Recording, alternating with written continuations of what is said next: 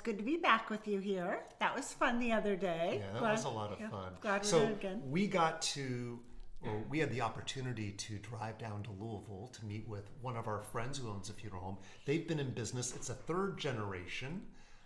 We're a second generation, but they've been in business for 110 years. And it helped us reflect on the fact that we have had this funeral home for almost 90 years here in Indianapolis. We've certainly seen a lot of different stuff. Yeah. So we wanted to explore and remember some of the ways that we've seen people memorialize their loved ones that have really stuck with us.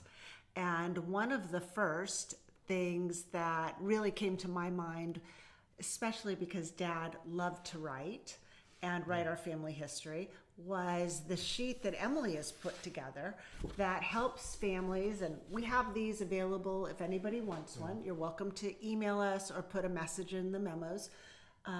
This is how to write an obituary, but also how conversation starters, how prompts on how to take some information before someone passes away. Different questions you can ask so that you really are able to compile information about your loved one that you can pass down for generations. Yeah, and if you're doing it while they're living, it could lead to some great conversations.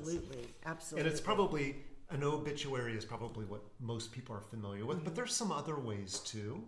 Right, so you could compile a biography, the person could write it themselves, you could do an autobiography, just getting some information, because once the person's gone, so oftentimes all that information is lost. Right. One of the things that we've done in our family is, and it becomes more valuable when some of those family members pass away, is having a photo album. And you can do this where you collect photos that you have and are taking and put them into a book, and utilizing a service like Shutterfly or Snapfish. And I'm sure there's a whole lot of new ones since we did it, but they're sitting on our coffee table, and we absolutely love them. Yeah, I just perused through one the other night. So they're lovely tributes. There's a couple other things that come to my mind, which one of them is these parting stones, and people may have seen this from Shark Tank.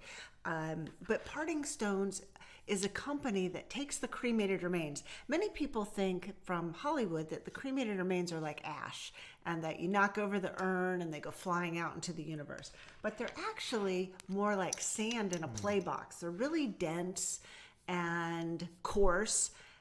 So when you spread them out on the ground, because many people scatter ashes, you can see them and they just are there. But these Parting Stones, a company has some proprietary process that forms them into these rocks that are easy to travel with.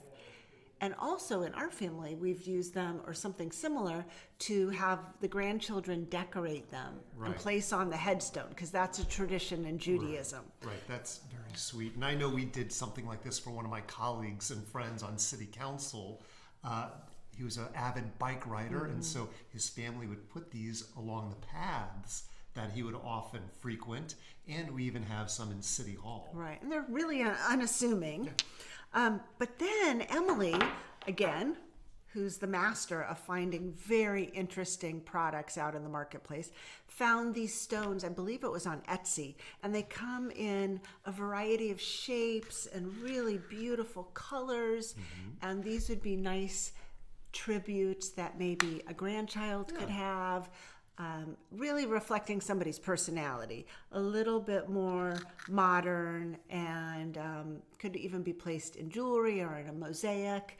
So all of these things are just ways that people find to really personify the person that they've lost. Right. We're sitting in a room full of different ways that people can have keepsakes and remember and memorialize and pay tribute to their loved one. But we don't know all the answers, and we're interested in hearing from Absolutely. you. Maybe you could post something down below or email us. Yeah, absolutely, because we become our best when we hear ideas from the public. So thanks so much. It's been good to be with you today. Good to spend more time with you. You too. Thanks.